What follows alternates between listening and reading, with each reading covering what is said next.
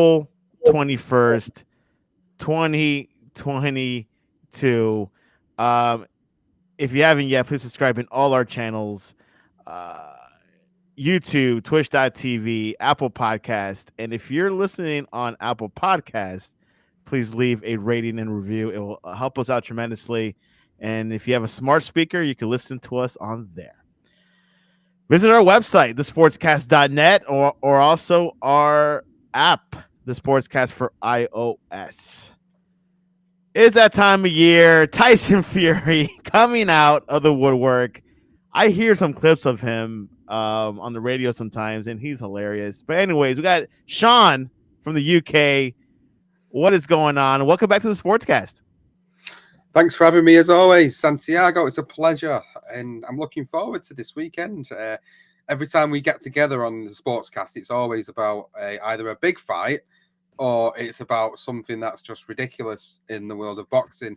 And I'm glad you always think of me when it comes to either one, because I'm always happy to give my opinions and feelings about these big fights or these farcical incidents. So thank you for having me on as always. Anytime, Sean. You're one of the nicest guys I've met. Give us an update on your life and your professional life as well. Oh, busy, guys. I've had a 10-day break.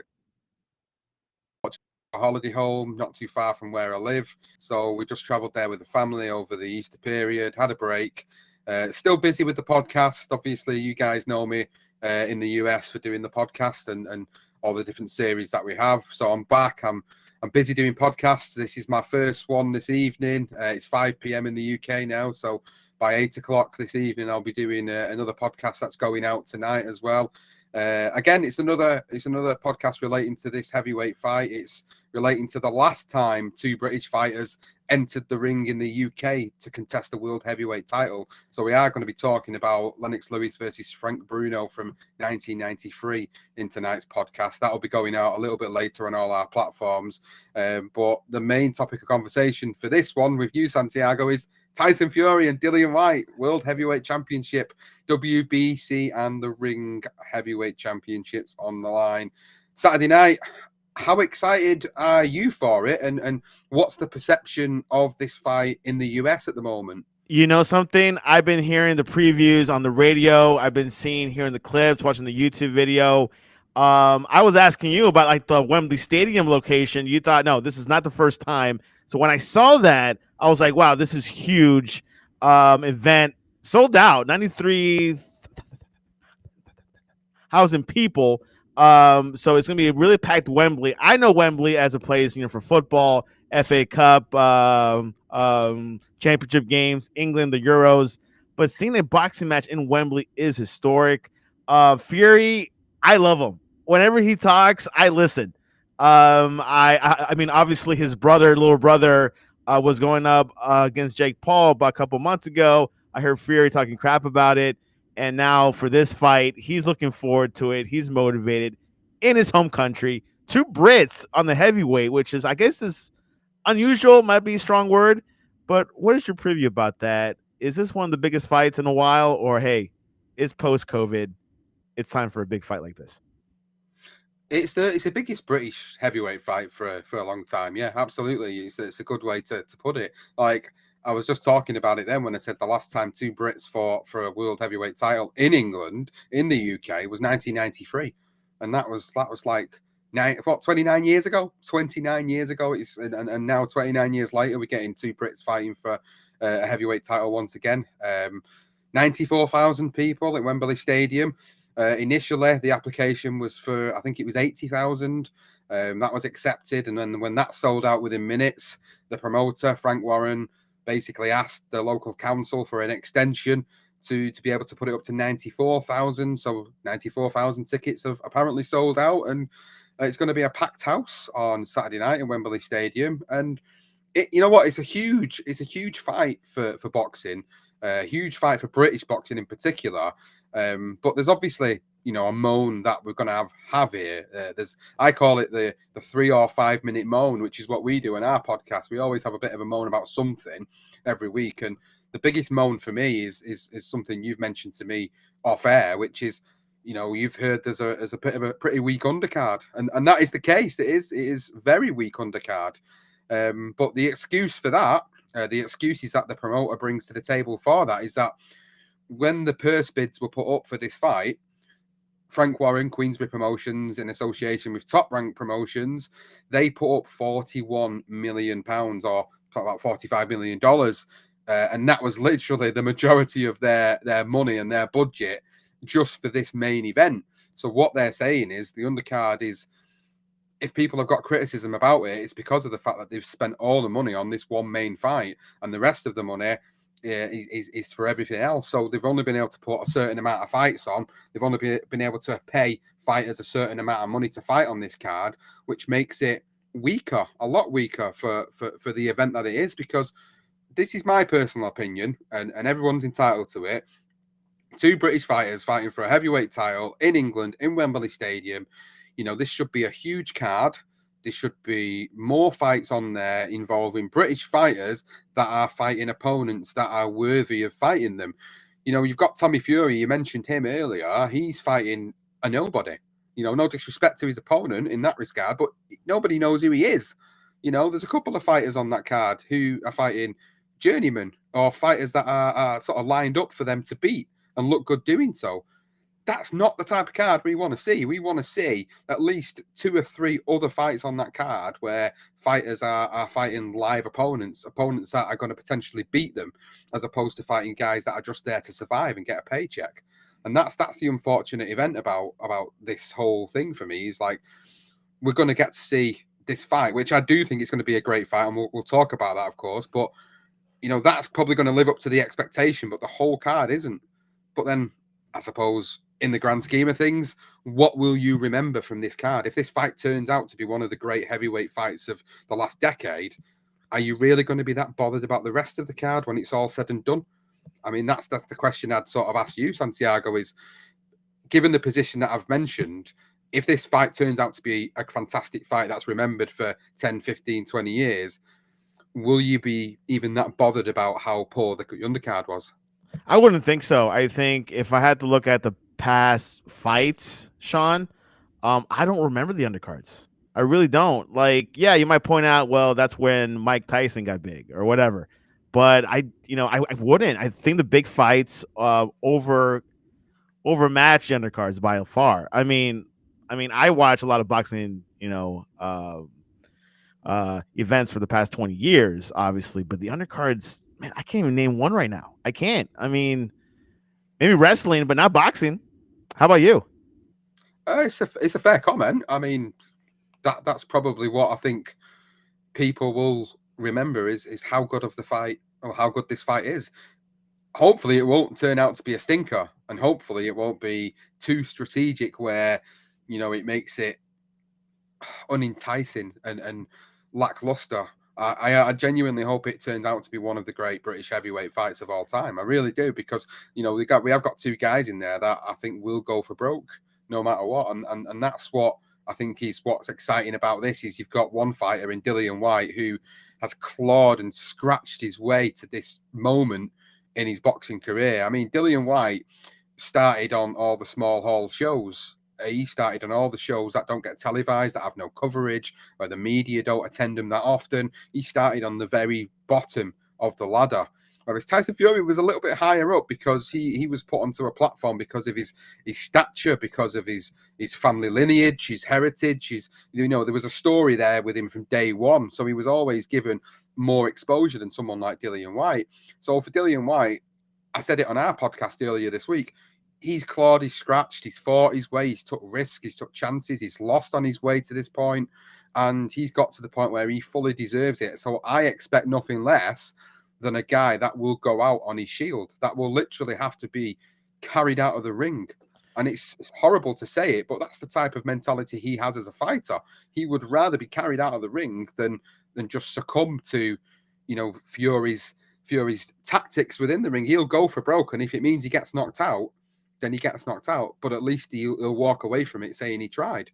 Whereas Fury, I think, on the other hand, Santiago, I think with Fury, it's different because, he's had this journey. different journey than Dillian Whyte. He came up, he made history by dethroning Vladimir Klitschko, and then obviously he had his mental health struggles. We know the story. It's a repeated story many times, and that's why he's come over to America and he's had the fights with Wilder, and he's created this fan base over in America now where people love him over there because, you know, in America, you guys are not used to seeing a character like that. You know, trust me, there's many people like Tyson Fury in the UK that are absolute characters like him, just casual people that you will find in the cities of in Manchester and London and Birmingham and Liverpool. You know, you find characters like that everywhere. But because he's on the platform he is, it's quite refreshing for Americans and Canadians and Australians to see this type of mentality and attitude towards the sport and towards life in general. So I can understand why it is so appealing for all the different fans across the world, and that's why people are mainly in his corner. I mean, I've seen today Dwayne Johnson sent Tyson Fury a good luck message. You know, that's the sort of reach he's had now. He's got this, you know, former professional wrestler, as we know, The Rock, and this mega film star now. You know, he's reaching out to Tyson Fury to say good luck on your fight. So that's how much Tyson Fury has put his stamp on the boxing world. Which I would say The Rock might be the closest to Fury's character, but obviously he's not day to day like Fury right now. Whyte, what do you think? I mean, he's currently number one for the WBC. Do you think this is his moment to outshine? To say I am the number one if I beat Fury. What do you think is his stance for this fight? Well, I watched the press conference yesterday. Very respectful press conference. Now, I don't know if you've been following any of the sort of pre-lead up antics where, you know, Dillian Whyte didn't turn up for the original press conference to announce the fight. He didn't bother turning up. He said he had his reasons for that. He didn't feel he was being treated very well by the promoter, so he decided not to turn up, and he wasn't contractually obliged to turn up either for that particular one. So he's turned up yesterday, done the press conference. It was all very respectful. It was actually quite entertaining, and it didn't need a shove, or it didn't need someone throwing a table or a chair to sort of hype it up. It was, you know, two guys that have got respect for each other, that have you know, been friends outside of the ring to a degree and spent time together outside of the ring to a degree. Both know what each other are capable of in the ring.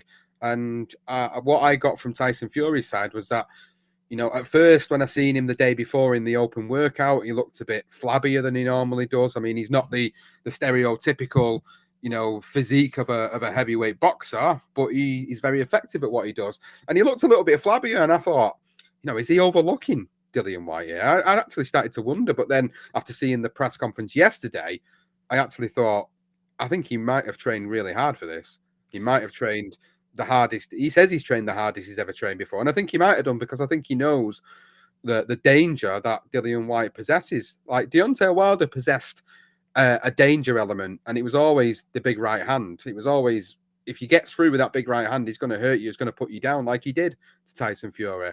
But Dillian Whyte is different. You know, this guy punches with both hands. His technique's better than Wilder's. His footwork's a little bit better than Wilder's. He does pose a completely different threat. And he has got one of the best left hooks in heavyweight boxing I've seen for a long time. So there is some fragilities there that Tyson Fury has, where he has been dropped before. He got dropped by Steve Cunningham many years ago with an overhand right. And people have been putting that image and that video on Twitter and Facebook and saying, this is potentially what's going to happen to Tyson Fury again, because Dillian Whyte kind of throws these unorthodox overhand looping right shots, and it could be quite possible that he's going to get knocked down in this fight. And this is what makes for an entertaining fight. Is like people automatically think Fury's won this fight already. I don't think it's going to be as straightforward as what people think it's going to be, but I do think it's going to be an entertaining fight, and I do think we are going to see knockdowns in the fight, but I don't think it goes 12 rounds. What does it leave for Fury? Where is his legacy? Does he need this fight? Does he need this win? What if he loses? Is he still going to be talked about one of the greatest? What are your thoughts? Well, he needs the win. I remember after the Deontay Wilder third fight, I put a tweet out. It was either on my personal Twitter account and it was either on the BTR account. It was one of the accounts on Twitter. And I put it out and I said, Tyson Fury, this is what he needs to do to be considered a great heavyweight champion and go down in history. He needed to beat Dillian Whyte. He needs to beat Anthony Joshua and Alexander Usyk. They were the three names, logically and realistically, that for me, he needs to beat to be able to walk away from this sport and say, I've got an argument to be in there with one of the best heavyweight fighters of all time. People's argument against that was, well, why does Dillian Whyte become the gatekeeper to greatness? It's never been a case of Dillian Whyte's the gatekeeper to greatness. Dillian Whyte has, like I said, clawed and scratched his way to this number one contendership. He's taken risks that many other fighters wouldn't take. He lost to Alexander Povetkin in shocking fashion, if you remember, right? During the pandemic, he lost without a tremendous uppercut. That tremendous uppercut put him out, and he avenged that loss. But all the other fighters he's fought, the Joseph Parkers of the world, the Oscar Rivases of the world, everybody that was put in front of him, he has fought and he has beaten on his way to this title shot. It's long deserved.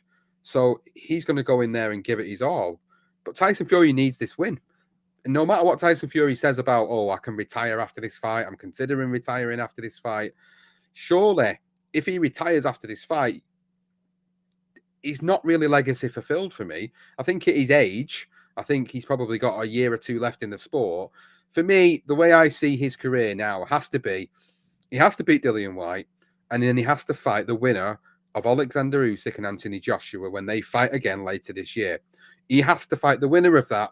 Win, lose, or draw after that, then maybe we can look at where his legacy sits from there on out. But for me, he needs them victories. He needs them wins before he can go out and honestly say, I am a top 10 heavyweight, or even as bold as saying I'm the greatest heavyweight of all time. He needs to have that on his record, because as it stands, his record consists of a great win over Vladimir Klitschko and 1 draw and 2 victories over Deontay Wilder, which when you look back at history, isn't going to go down as favorably against some of the other greats of all time. Tyson Fury, only 33 years old of age. As Sean was saying, maybe 1 or 2 more years, but he was saying that set up of Usyk and Anthony Johnson could be set up for that one big fight, maybe till next year. We'll see. But yeah, that is the storylines when it comes to the sport of boxing.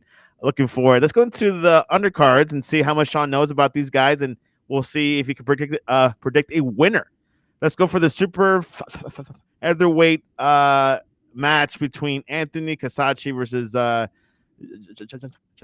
Jonathan Romero. Who do you got for that match? Well, if you've not already seen the news, that one has been cancelled, unfortunately. Oh, wow. News for me.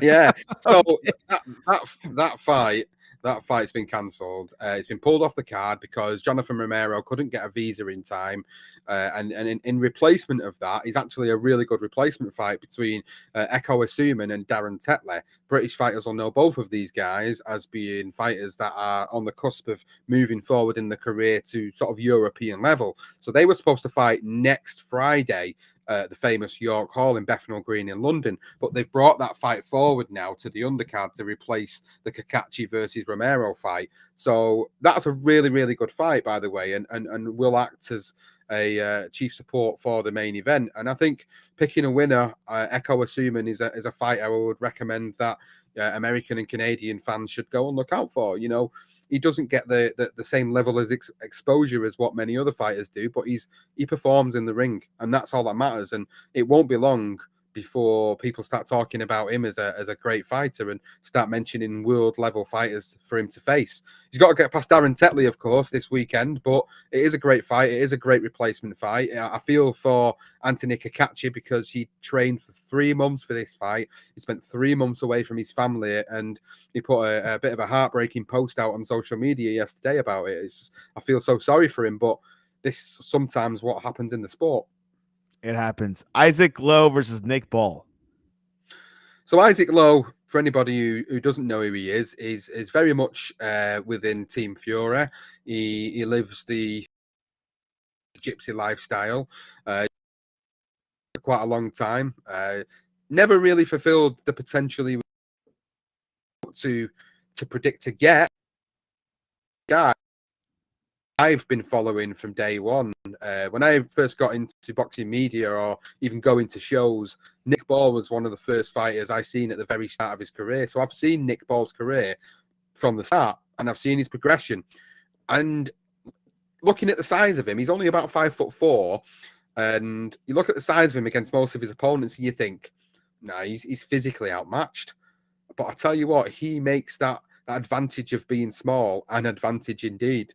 And I honestly think Nick Ball will beat Isaac Lowe in this fight, and it will propel him on to further accolades within this sport. Tommy Fury versus Bosanski. Tommy Fury, of course, was rumored for Jake Paul. Did not happen, but he's going to give it a jab with Bosanski. Maybe leads to a Jake Paul fight. What happens? Who do you got, Sean? Tommy Fury it's been set up for him to win. And as I said earlier about the event, I mentioned about how some of the fights on this card are literally set up for prospects to beat the journeyman fighters. This is another one of them. This is not really a step up for Tommy Fury. If he wants this Jake Paul fight and he's serious about it happening, and he really wants to he needs to go out there and he needs to be calling Jake Paul out, and he needs to be putting to bed all these rumors of him being afraid fighting Jake Paul. Because I'll be honest with you, a lot of fight fans in the UK, a lot of British fight fans, contrary to the belief of us supporting our own all the time, he got a lot of stick from our own fight fans for that, for pulling out of that fight with Jake Paul. Because at the end of the day, Jake Paul, he hasn't had the same upbringing as Tommy Fury. Tommy Fury comes from a fighting family, from a boxing family, whereas Jake Paul has just gone into this using his platform, and he's actually been mildly successful so far. And opponent, Tommy Fury's a live opponent.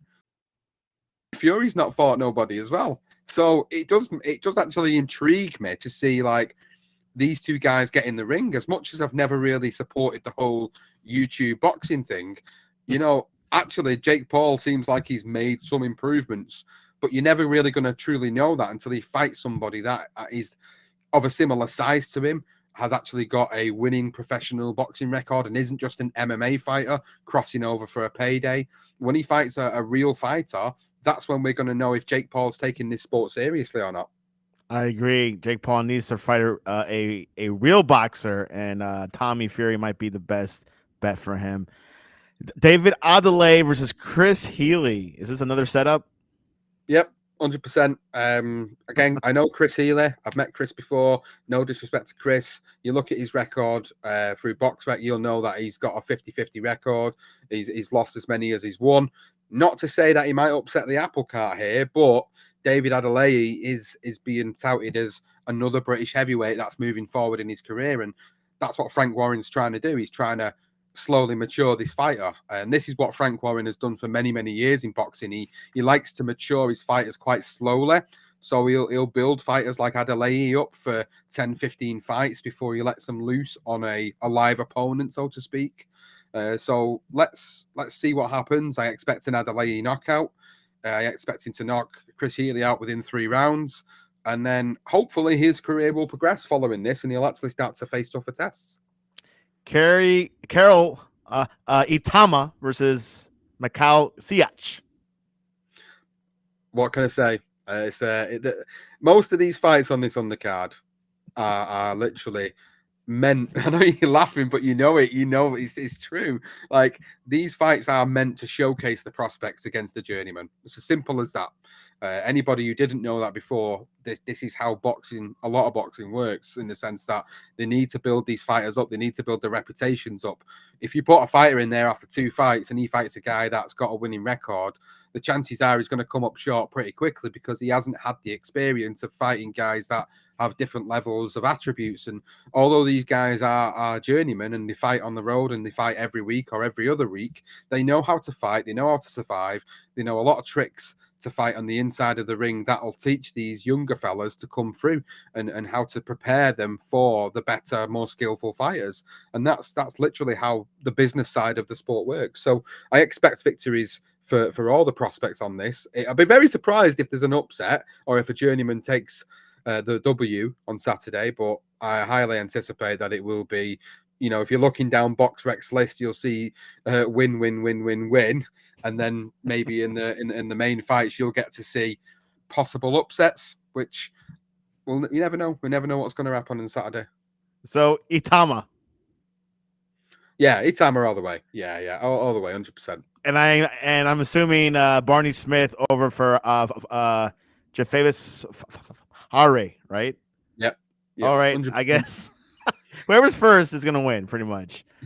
And Walker over Nicolay. Yeah, Kurt Walker is an Olympian as well, so he's just starting his professional career out. He's actually genuinely got a lot of skill and a lot of ability. Irish Olympian from the 2020 Olympics. So there's hope for guys like that.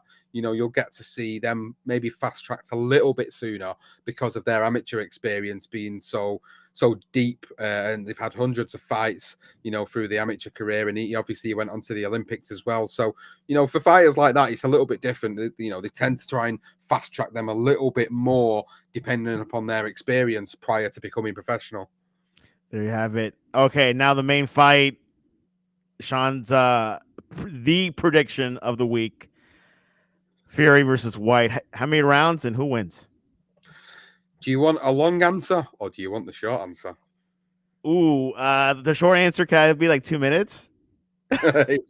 I'll make it as quick as I can. Right, okay, so let me try and put it in a nutshell then. Obviously, we know Tyson Fury is coming off the back of this victory over Deontay Wilder. He's not fought since then. Dillian Whyte, obviously, coming off the back of his victories over Povetkin, retaining his #1 status as the challenger for the WBC title. Experience-wise, both got similar levels of experience. Tyson Fury more because he's fought better fighters overall. But in terms of the fight itself, the styles in some ways do make this fight. So you've got Tyson Fury's physical, natural attributes, which I'll expect Tyson Fury to fight on the back foot. I'll expect Dillian Whyte to be the one that pushes the fight and comes forward, whereas Tyson will probably look to bamboozle Dillian Whyte with combinations off the back foot, using his footwork, using his lateral movement around the ring. You're going to expect to see Dillian Whyte trying to push Tyson Fury. I mean, this is what I'd want him to do personally. You know, if I was advising him, you'd want to push Tyson Fury. You'd want to try and trap him against the ropes. You want to try and work his body, try and slow him down, try and stop him from moving around the ring as much, try and get your shots off. So I'll expect a fight where maybe 2, 3, 4 rounds in, it's going to be tentative, I think. I could be wrong. They could both come out the blocks from round 1 and just start throwing haymakers. You never know. But I anticipate that it'll actually be tentative for a couple of rounds. Maybe 3, 4 rounds in, I think you'll start to see the fight open up a little bit more. In terms of predictions for this fight, it's hard to go against Fury. But I do think he wins, and I do think he does it between rounds 10 and 11. I think he gets a late stoppage against Dillian Whyte. Dillian Whyte's shown before that he does, after about 6, 7 rounds of a fight, does start to slow down quite a lot. What we call he gasses quite a lot after about 7, 8 rounds. If he's in the prime of his life, physically wise, for this fight, hopefully he'll go a full 12 rounds and he'll put it on Tyson Fury till the end. But my suspicion is that he will gas after about 8 or 9 rounds. That's where Tyson Fury will capitalize. He'll start getting through with more harder shots, maybe put it on him a bit more at this point, and I think he stops him either round 10 or round 11. There you have it. 10 to 11 rounds of Fury action. I'll be watching it 2 p.m. Eastern over there at 7 p.m. BST. The UK clock time over there, so it should be quite interesting. I can watch it comfortably, not tired. You know, over here because the fights start around midnight, but over here is a little easier. So looking forward to it. So tell me your update on the your podcast and like the history podcast and all that. Okay, so recently we've started recording our new season of the Legendary Nights podcast. I hope you guys have checked this out. If you haven't, please do go check it out. It's literally all the greatest fights of all time, and all the greatest stories that go with them as well. We tell them stories, everything that maybe you didn't know what happened before, during, and after these fights. We look to tell these stories. So we've done 2 full seasons of that. If you haven't checked it out, it is on Apple, it is on Google, any podcasting app you can check it out on. If you've not checked it, go and check it. So we are recording season 3 at the moment. So there'll be 10 episodes being released around the middle towards the end of June.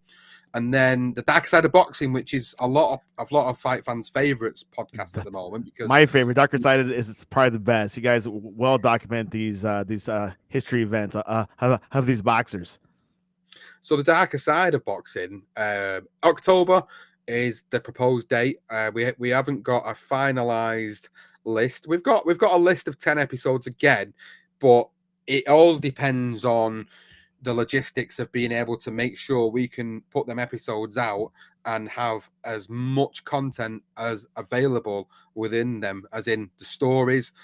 We have to go surfing the archives for newspapers. We have to go there's so many different ways in which we put these episodes together, and it's all the material to get it together, which is the most difficult part.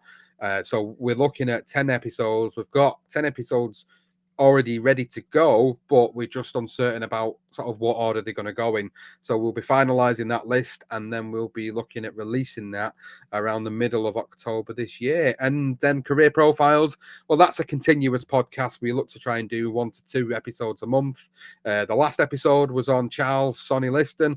The next episode, which is due to be released in about a week and a half's time, is on Joe Gans, another fighter from yesteryear, another fighter that maybe not a lot of people know about. And our job is to kind of try and present them and educate people on these forgotten fighters.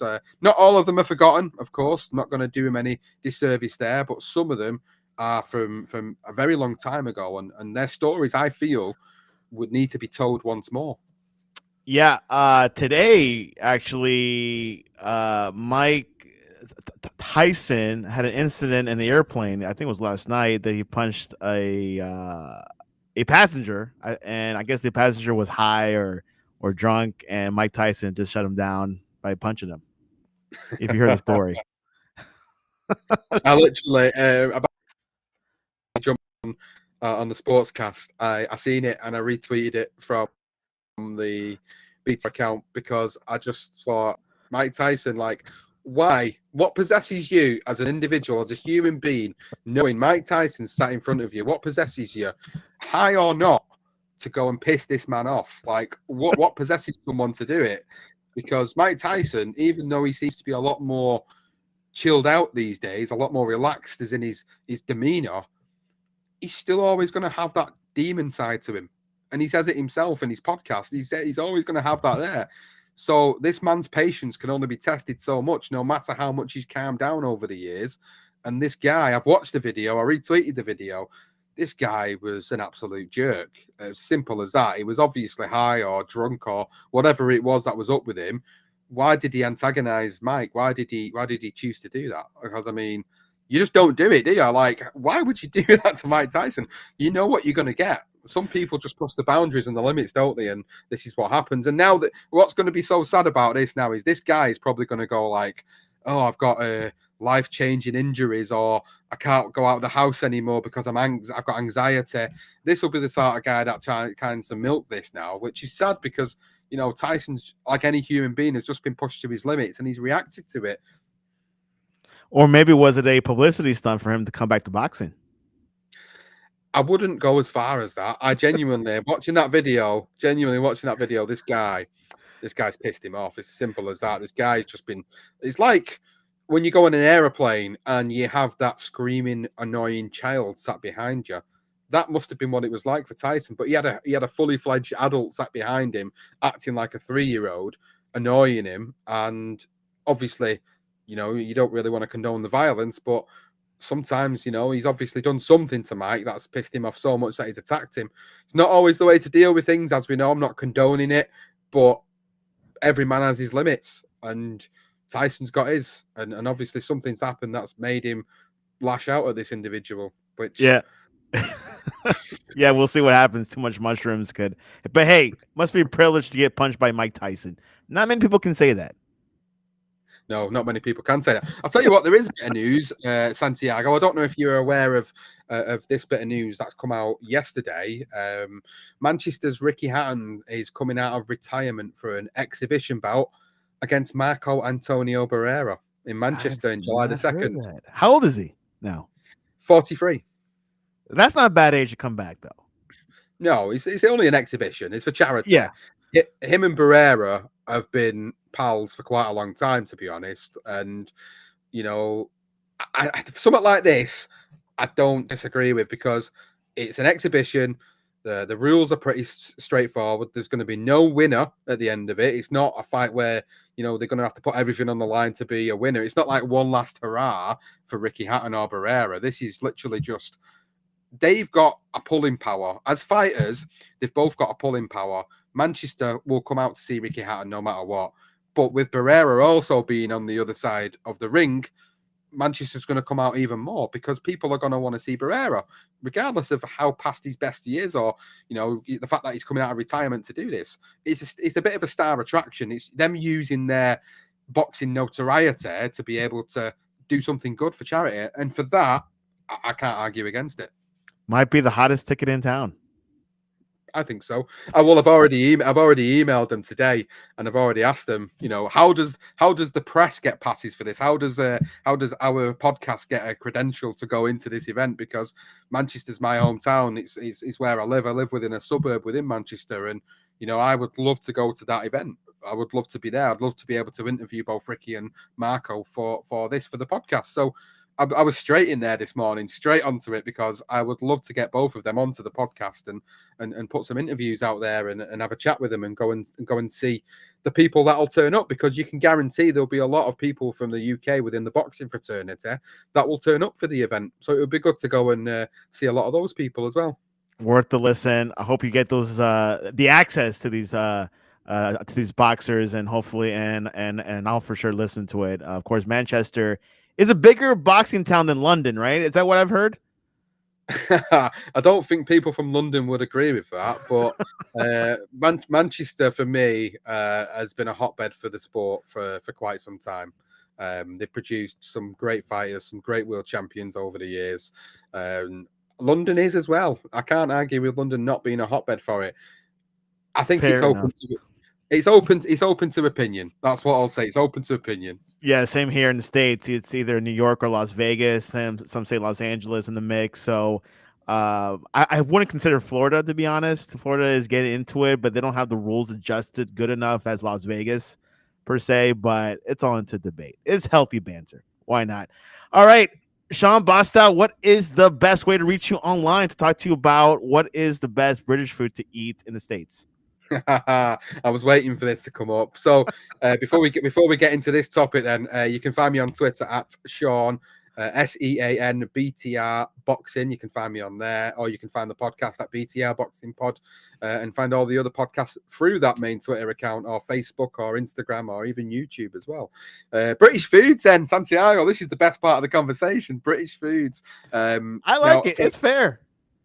Well, I just want to put a bit of context to this for the people watching the cast and listening to the cast. Like, me and you exchange WhatsApps quite often, and every now and again I'll see your name pop up on my phone, and then I'll see a picture, and I'm thinking, he's going to send me a picture of something here, of something to do with like an English delicacy or an American delicacy.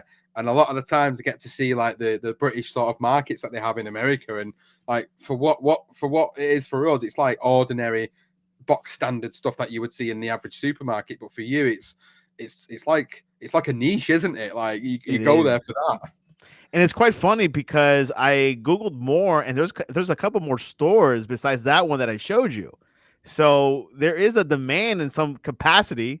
What I've heard, people from the Bahamas like British food. That's what I've heard. That's why, and there's a lot of Bahama people here in South Florida. So that's probably why I see several stores. So I like the white chocolate. I like the Yorkies. I do like the biscuit, the sweet biscuit one. I forget what's it called. But they haven't had the cotton cheese in stock, so I'm waiting for that to happen. Well, you know what? There's lots of stuff like that. There's lots of like everyday basic things that we see here. That's like delicacies, but it's the same. Like we have a lot of independent shops, independent retailers that try to stock a lot of the American delicacies, and supermarkets now in the UK, they do try to have like a world foods aisle where you'll kind of find the odd little bit of stuff from America, but most of it's from sort of Eastern Europe. But like you do have independent retailers that stock a lot of the delicacies from America, like your Twinkies and your Nerds, and more of the sort of the sweet range. But then like you get your crisps, and you get like your fizzy drinks, like you get certain Fantas in America that you can't get here. Like they have to import them to the UK, and like for us, it's like, oh wow, we've never seen like a blue Fanta, a bubblegum flavored Fanta before. Whereas like in America, it's just box standard for you to go and pick one up from the store. So it's quite fun. So we enjoy having then that sort of exchange, and we like sending each other these random bits of food that's probably quite mind blowing to each other. Exactly. And also, by the way, USA plays England in the World Cup this year. How you feel about that? Oh yeah, you got to touch on that. Yeah, USA and England. You see, Black the Friday. USA.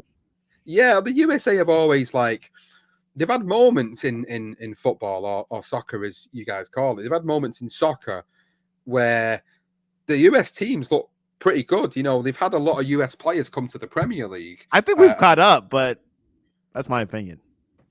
I'm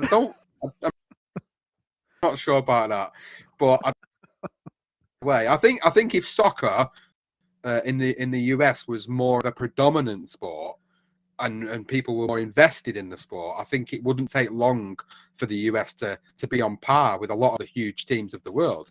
But I think because there's so many other sports that take precedent in the US as opposed to soccer, that's why I don't think it'll always be at the same level. Where England, it's like one of the most predominant, if not the most predominant sport in the UK. So like everything goes into football, all the money goes into football. Whereas in the US, it's like you've got the NFL, the XFL, the Major League Baseball, the National Hockey League, all these different sports that all the money gets piled into. And soccer's probably about 8 or 9 on the list or something like that. So that's probably why it'll never really get to that level, I don't think, unless people's perceptions change. Yeah, that is correct. That is, a lot of money is poured in NFL. Now the XFL coming out next year, owned by The Rock, actually.